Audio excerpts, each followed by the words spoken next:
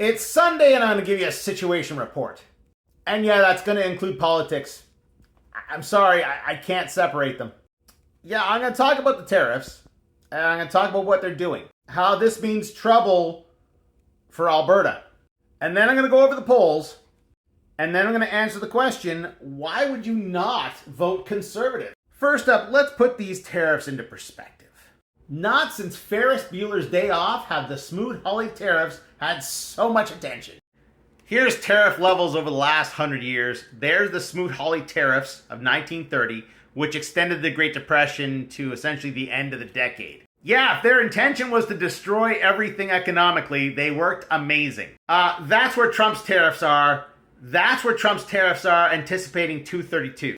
And 232s are a reference to sector-specific tariffs that could be added soon, making a bad situation worse. Now, I went looking for the break-even cost of oil, and I found this. Everyone tends to give a range, but it's so difficult to discuss it in a range. So let's just go with this because it's a solid number. And as far as I could tell, it's pretty damn close to reality.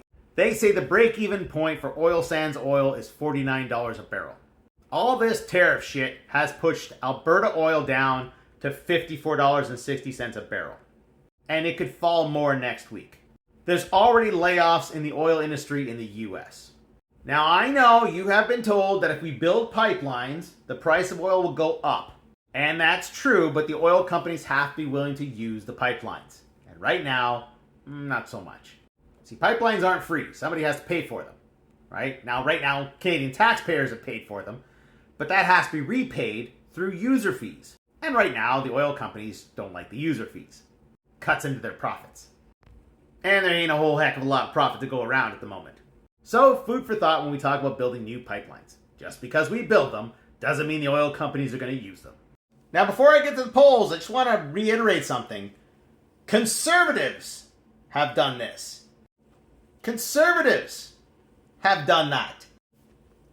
Conservatives have done this. Now, I know most of you understand how poll trackers work. That doesn't stop some of you from getting into my comments having no understanding of how poll trackers work.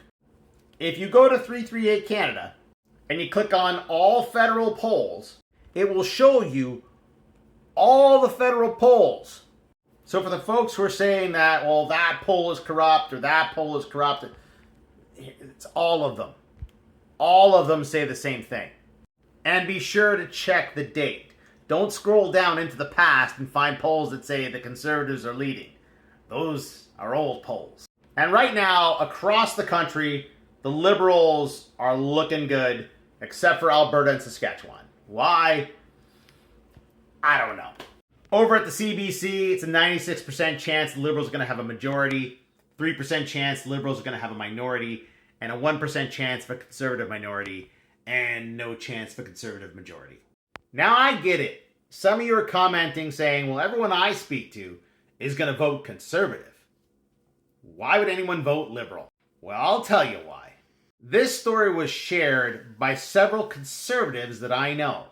Karen Vecchio is a Conservative MP and she is stepping down. And she cannot endorse her party's new candidate. Because it's that man, Andrew Lawton. Don't let this picture fool you. Even Doug Ford has distanced himself from Andrew Lawton.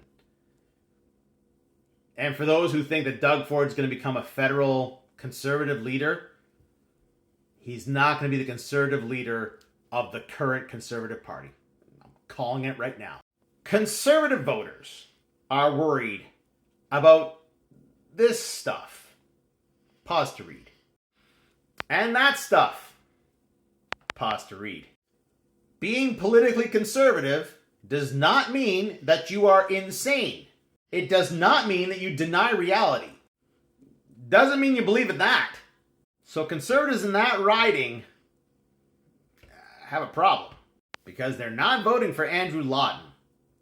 Unless they agree with Andrew Lawton. And stories like this are being repeated across the country. So while some of you don't understand why anyone would vote Liberal, the rest of the country doesn't understand why anyone would vote Conservative.